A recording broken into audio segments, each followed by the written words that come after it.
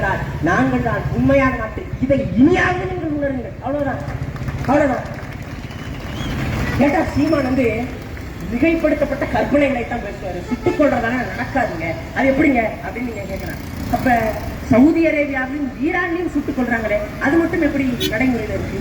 உண்மையில் நான் சொல்றேன், ஒரு சமூக அச்சத்தை இவர்களுக்கு ஏற்படுத்தும். என்ன மாதிரியான சமூக அச்சம் அப்படின்னா, பெண்களை தொட நினைக்கிறான், வன்முணர்வு பண்ணுன்னு நினைக்கிறான். யோசிக்கும் பொழுதே ஐயோ சட்டம் கடுமையாக இருக்கிறது, தண்டனை கொடுமையாக இருக்கிறது என்கின்ற சமூக அச்சத்தை அவனிடத்தில் நாம் ஏற்படுத்தாது இந்த பாலியல் குற்றங்களை நம்மால ஒழிக்க முடியாது. என்ன சமூக அச்சம் என்றால், திரைப்படத்துல விஜய் வசனம் பேசுவார்ல, எப்படி பாலத்துக்கு கீழே பாருங்க அப்படின்னு ஒரு பாலியல் குற்றவாளி எப்படி தொங்க விட்டுருக்காரோ, அந்த மாதிரி பொது வழியில் இது போல பாலியல் வன்முறை செய்கிறவர்களுக்கான தண்டனை வெளிப்படையாக வழங்க வேண்டும்.